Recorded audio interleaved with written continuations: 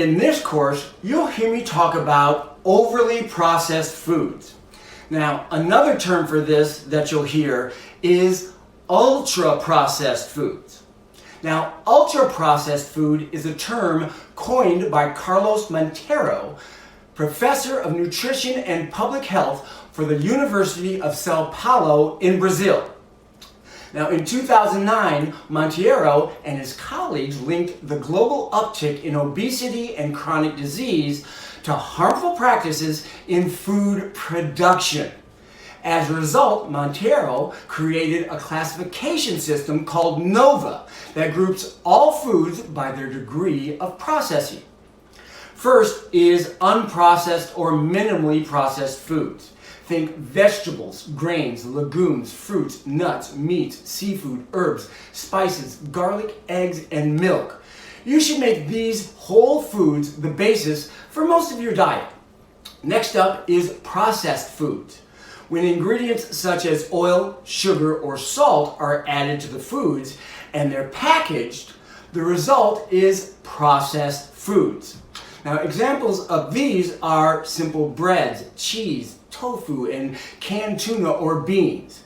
These foods have been altered, but not in a way that's really detrimental to your health. They're convenient and they help you build nutritious, healthy meals. See, not everything in a package is actually bad for you. Last is ultra-processed foods.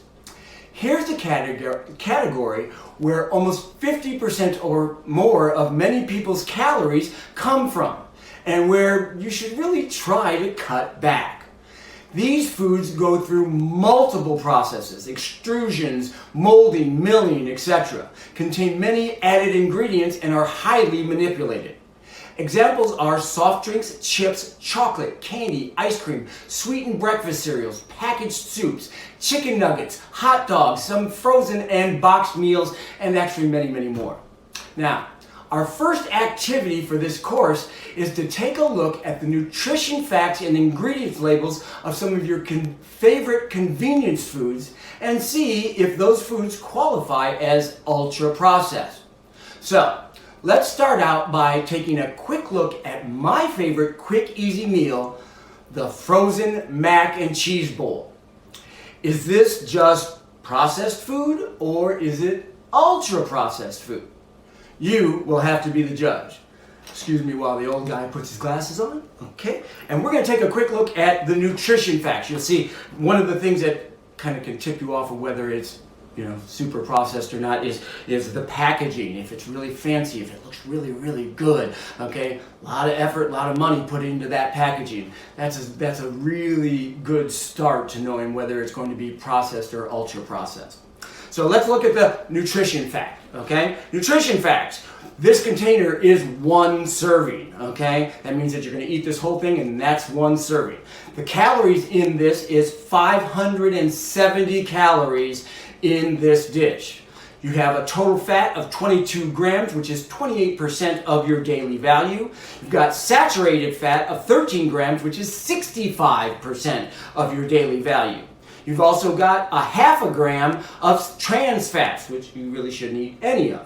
Okay, cholesterol is 60 milligrams, or 20% of the cholesterol you should take in during a day. Sodium is 1,230 milligrams, which is 53% of the salt that you should have over the course of an entire day.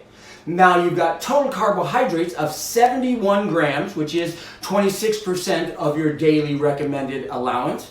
You've got dietary fiber of 5 grams, which is pretty good, okay, and that's 18% of your daily amount that you should have, okay, and then it has 0 added sugars, okay.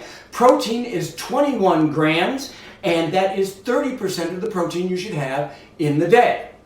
Okay, now this is where the rubber meets the road. We're going to look at the ingredients. Cooked enriched pasta, which is water, durum flour, durum wheat, semolina, niacin, ferrous sulfate, and iron.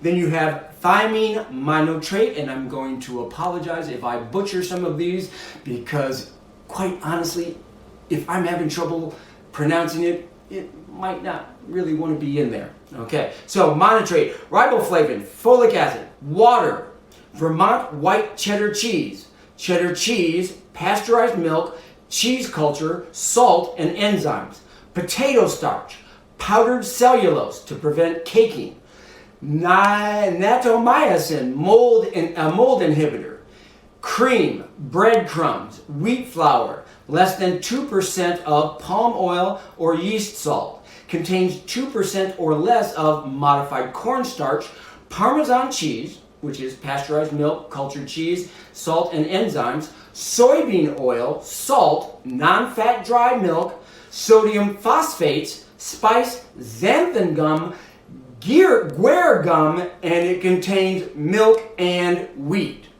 So, the question is, processed or ultra-processed?